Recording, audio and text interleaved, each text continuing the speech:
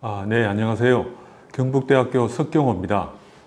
오늘 강연 주제는 뇌에도 염증이 생기나요?입니다. 과연 염증이 생길까요? 예, 답은 염증이 생깁니다.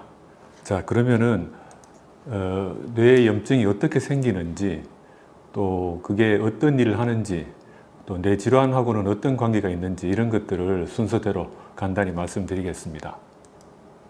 자, 그럼 뇌염증을 얘기하기 전에 우선 그냥 염증부터 한번 생각해 보면 이건 뭐 말로 설명이 필요 없고 그냥 이 사진이 뭐 다 얘기하는 거라 생각이 됩니다. 이렇게 손가락이나 발가락에 이렇게 퉁퉁 붓는 거, 아프면 이렇게 퉁퉁 붓죠. 이게 바로 염증인데 세포와 조직 그 수준에서는 어떤 일이 일어나는지 여기 아래 이제 그림으로 표현을 했는데 이렇게 뭐 가시나 이런 게 찔리면은 피부에 비만세포 그리고 또 세균도 들어올 수 있고 이런 것들이 화학 신호를 냅니다. 그러면은 이 신호를 받아 가지고 주변에 있는 혈관에서 뭐 백혈구나 또 혈액내 물질들이 이 안으로 들어오게 되거든요. 그러면은 이제 혈관도 팽창해 가지고 이런 물질이 많이 나오고 혈류량도 많아져 가지고 이 주위가 빨갛게 되고 붓기도 하고 또 통증도 생기고 그렇게 됩니다. 이제 이런 것들이 나중에 이제 식세포가 와서 잘 정리를 해주면은 이제 염증이 가라앉고 이제 처음 상태로 돌아가는 거죠. 이런 염증을 학문적으로는 이렇게 크게 5가지 사인이 있다고 합니다. 큰 이제 특징적인 징후가 아까 말씀드린 것처럼 혈류가 많이 모이니까 열도 나고 또 그 부위가 빨갛게 되고요. 혈관이 이제 이게 팽창하니까 그리고 또 붓기도 하고 또 통증도 생기고요. 또 경우에 따라서는 그 조직이나 장기가 또 기능이 소실되기도 합니다. 이런 5가지 특징적인 징후가 나타나면은 그걸 염증이라 이렇게 우리가 부릅니다. 염증은 한자로 이렇게 쓰기로는 이렇게 불꽃 염자를 이렇게 씁니다. 이거는 이게 불화자가 2개가 겹쳐 있는 거잖아요. 불이 나도 아주 많이 난 경우인데 그래서 영어로도 inflame이다 해서 inflame 됐다는 거는 이게 불이 붙었단 말이거든요. 그래서 염증이 불이 붙었다 이렇게 이제 볼 수가 있는 겁니다. 그럼 과연 뇌에도 이렇게 불이 붙을까요? 불이 붙습니다. 그러니까 오늘 이제 이런 강연을 이제 말씀을 드리는 건데, 그래서 뇌에 불이 붙은 걸 뇌염증 혹은 이제 신경염증이라 하고, 아까 인플레임 됐는데 뭐 신경조직이다 이렇게 해서 뉴로를 앞에 붙이면은 이렇게 뉴로 인플라메이션이라 이렇게 얘기를 합니다. 그리고 이제 다른 말로 뇌에 불이 붙은 거니까 브레인 온 파이어, 불붙은 뇌 이렇게 표현할 수도 있는데 사실 이 말은 제가 이 자서전에서 이거 빌려왔습니다. 이 자서전 제목이 Brain on Fire라는 그 책인데요. 이 저자가 수자나 케헬렌이라는 여자분이 자기 경험담을 이렇게 소개한 그런 책입니다. 이분 그 병명은 그 NMDA 수용체라는 데 그 항체가 생기는 자가 면역 질환입니다. 이러면은 뇌에 염증이 생기는 거거든요. 영어로는 그 anti-NMDA receptor encephalitis 이렇게 좀 길게 부르는데 이 encephalitis라는 말이 뇌염증이라는 말입니다. 그래서 이분이 실제 그 이제 회복이 되고 난 다음에 강연하는 그런 모습인데요. 저도 이 2016년에 이 학회 가가지고 이 여자분 강의하는 걸 들었습니다. 그 현장에서 들어서 참 감동적이었는데요. 그 자기가 아팠을 때 뇌염증이 있을 때 폭력이나 환상 증상도 나타나고 또 정신분열증 같은 그런 증상도 있고 치매 증상도 있고 그리고 이게 꽤나 이제 의미 있고 저한테는 이제 감동이 있었던 게 그 뇌염증이 있으면은 실제 사람한테서 이런 일들이 다 일어난다는 겁니다. 우리가 연구실에는 보통 이제 뭐 실험동물 세포 갖고 실험을 하는데 그렇게 해가지고 이제 뇌 질환 비슷한 걸 만들어 가지고 또 뇌염증을 만들어 가지고 이런 그 증상들을 관찰하는데 이건 이제 이 환자분이 직접 얘기를 하는 거라 더 의미가 있는 거죠. 그래서 뇌에 염증이 있으면 이런 그 증상들이 다 나타날 수 있다는 걸 시사합니다. 또 브레인 온 파이어라는 거는 영화로도 나왔습니다. 저는 이게 예전에 어디 학회 갈 때 비행기 안에서 봤는데 이 여자분이 그 염증이 있을 때 일어나는 여러 가지 증상들을 잘 연기를 했었습니다. 자, 오늘 주제 뇌염이라는 거, 뇌염증이라는 거 사실 우리한테 좀 친숙한 말이기도 해요. 예전에 들어봤던 말. 이게 뇌염 예방주사 이런 게 있었고요. 예전에 또 뇌염 모기 이런 거 들어보셨으리라 생각이 되는데 이게 뇌염증에 대한 그런 그 예방주사고 또 그 뇌염을 일으키는 모기 모기가 직접 이제 염증을 일으키는 건 아니고 이 안에 이제 바이러스가 그 모기를 매개로 해서 이제 바이러스가 옮겨오면은 뇌에 염증이 생기는 그런 질환입니다. 그래서 뉴로인플라메이션, 뇌염증, 신경염증이라는 걸 조금 더 나눠보면은 이렇게 뇌가 있으면은 뇌 안에 실질 조직의 염증이 일어나면은 뇌염, 엔세팔라이티스라 하고요. 요 뇌 껍질이 있습니다. 여기 잘 보이지는 않지만 그걸 메닌지라고 하는데 거기 염증이 있으면은 뇌수막염, 메닌자이티스라고 합니다. 그리고 이런 것들은 우리 장기 다른 곳과 마찬가지인 거죠. 폐면은 폐, 간이면 간, 우리 장기 대부분에다가 염자만 뒤에 붙이면은 그 장기의 염증이 문제가 되는 그런 질환이 됩니다.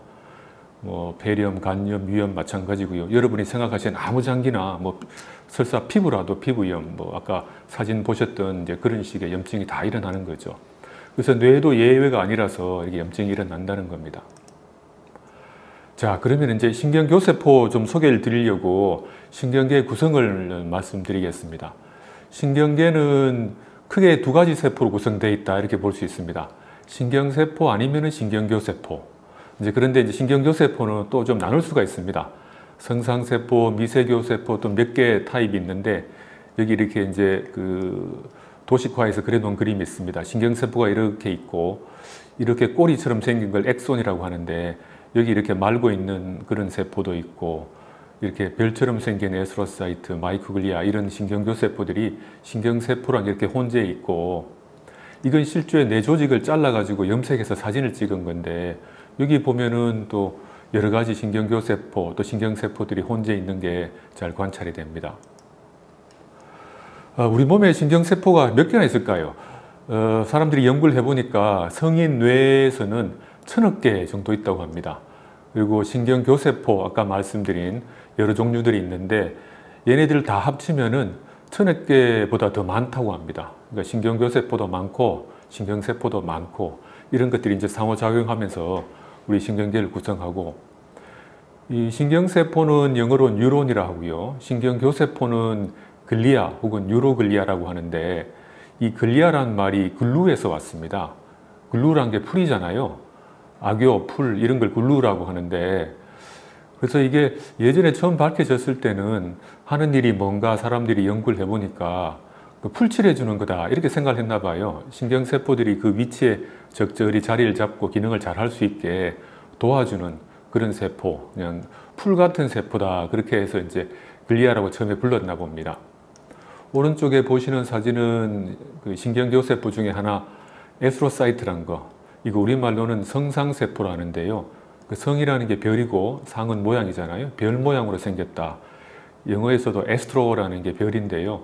사이트라는 건 세포고 그래서 우리말로는 또 별세포, 또 성상세포 이렇게 부르는 겁니다. 실제 별처럼 생겼죠. 이렇게 삐죽삐죽하니 이렇게 그 가지 돌기가 많이 나와 있고 자, 이런 신경교세포가 어떤 일을 하느냐 하면은 두 가지 좀 상반된 일을 합니다.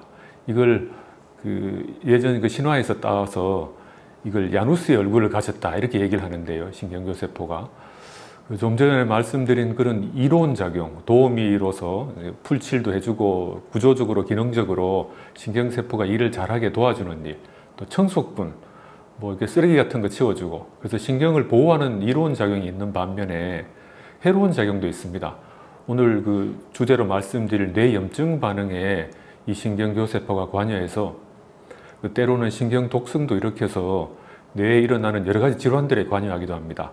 뭐 대표적으로 퇴행성 질환 여기 몇 가지를 제가 적었는데요. 알츠하이머나 파킨슨 이런 퇴행성 질환에도 이 신경교세포가 관여한다 이렇게 잘 알려져 있습니다. 사람들이 아인슈타인 브레인을 연구를 해봤어요. 아인슈타인 이분이 돌아가시고 난 다음에 그 뇌를 기증하셨고 이분의 뇌를 과학자들이 연구를 해보니까 이 좀 특별히 발견된 건 이 페리어럴 로브 이 두정엽이라고 하는데요. 여기가 뭐 창의성이나 이런 게 관련된 부분이거든요. 여기에 그 신경교세포 숫자가 정상인 아니 정상이라기보다 이제 다른 노멀한 그런 그 평균적인 사람에 비해서 신경교세포 숫자가 훨씬 더 많았다고 합니다. 뭐 숫자만 많다고 이게 뭐 다 그 되는 건 아니지만 그래도 뭔가 이게 기능이 많아가지고 특별히 이런 부분에 많아가지고 이 사람이 이렇게 똑똑한 게 아닌가 이렇게 좀 추정해 볼 수는 있는 거죠. 그래서 신경교세포가 하는 일, 이제 아인슈타인 브레인 하나 한번 말씀드렸습니다만 그건 아주 단편적인 예고, 그거 말고 이제 좀 더 연구를 해야 이런 기능을 더 밝힐 수도 있고, 이것들이 어떻게 뇌염증에 관여하는지, 뇌를 들여다보면서 뇌 구조 기능 연구도 하고 뇌질환 연구, 신약 개발 연구 이런 것들을 많은 뇌과학자들이 지금 하고 있습니다. 이건 제가 인터넷에서 이거 하나 가져온 사진인데요. 이게 패션 모델 잘 알잖아요. 이거는 이제 우리를 대신해서 옷을 이제 미리 입어 봐주는 이런 분들 이제 패션 모델을 하는데, 우리 연구에도 마찬가지입니다. 이 연구 모델이 있어야 됩니다. 사람을 갖고 직접 할 수 있는 연구는 아주 제한적이라서 이런 연구 모델을 가지고 뇌과학자들이 연구를 하고 있습니다. 그 시험관에서 어떤 그 상황을 만들기도 하고, 세포 배양, 그리고 박테리아, 효모, 그리고 쥐, 파리, 물고기, 그 깨구리, 벌레 등 여러 가지, 이게 아주 그냥 그 인기 있게 많이 쓰이는 연구 모델입니다. 이런 모델에 이제 뇌질환처럼 비슷하게 만들어 가지고 어떻게 병이 진행이 되는지 이런 것들을 연구할 수가 있는 겁니다. 사람 갖고 할 수 있는 거는 이제 돌아가시고 난 다음에 끝에 보는 거 그거밖에 안 되는 거거든요. 그것도 아주 제한적으로밖에 안 되기 때문에 이런 연구 모델이 꼭 필요합니다. 연구를 하는 데 있어 가지고는. 그래서 신경교세포를 하려고 이제 그런 연구 모델을 써가지고 연구들 많이 하시는데, 뇌과학 중에도 신경교세포만을 연구하는 연구회를 저희가 2014년에 이렇게 발족했습니다. 이게 이제 창립 모임하면서 학술대회를 했던 사진인데, 그래서 국내에서도 이렇게 많은 분들이 신경교세포만을 연구하는 분들도 이렇게 많이 계십니다. 자, 이제 뇌질환하고 관련된 부분을 좀 말씀드리고자 합니다. 머리 아픈 거, 골치 아픈 거 참 많거든요. 여기 이제 여러 가지 질환들을 여기 리스트를 했는데, 이런 다양한 뇌질환에 있어가지고 뇌염증이라는 게 다 공통 분자입니다. 이런 모든 질환에 뇌염증이 다 관련이 되어 있습니다. 그래서 이제 뇌염증이 중요한 건데, 그래서 뇌염증과 관련된 뇌질환을 어떻게 진단, 치료 이런 분야에서 연구를 하는지 잠시 말씀드리도록 하겠습니다.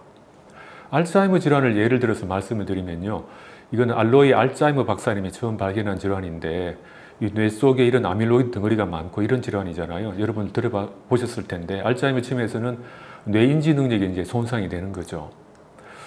그렇게 이렇게 정상하고 환자하고 이렇게 비교해 보면은 이런 특별히 해마라는 부분이 많이 위축이 돼 있고 피질도 위축이 돼 가지고 뭐 기억 능력이나 인지 능력이 손상이 되는데, 이렇게 사진만 보면은 진단하기 되게 쉬울 것 같은데, 이거는 이제 돌아가시고 난 다음에 뇌를 잘라 보니까 이렇다라는 거지, 뭐 진단하는 거는 살아 계실 때 하는 게 진단이잖아요. 그러니까 이렇게 쉽지가 않고, 이게 병원에 가면은 이렇게 치매 검사라고 제일 먼저 하는 게 이런 겁니다.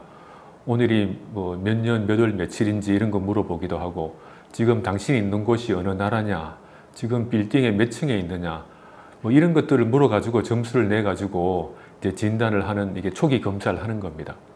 그래서 몇 점 이렇게 나오는 거에 따라 가지고 이렇게 이제 나누기도 하는데, 이건 좀 애매한 게 많습니다. 여기 할머니도 이게 정말 치매인지 가성 치매인지 그냥 우울증이라서 이렇게 점수를 못 받았는지, 그냥 단순 그날 컨디션이 안 좋아서 점수가 낮게 나왔는지, 그래서 애매한 것들이 많죠, 치매 진단이.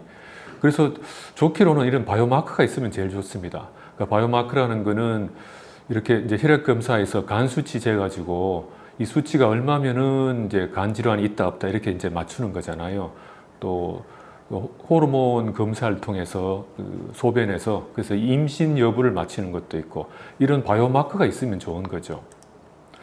그래서 이런 걸 연구하기 위해서 저희가 해봤던 연구는 이렇게 내척 수액을 뽑아다가 이렇게 이제 단백체 연구 방법을 통해서 하나씩 보는 게 아니라 한꺼번에 이렇게 보는 방법이 있습니다.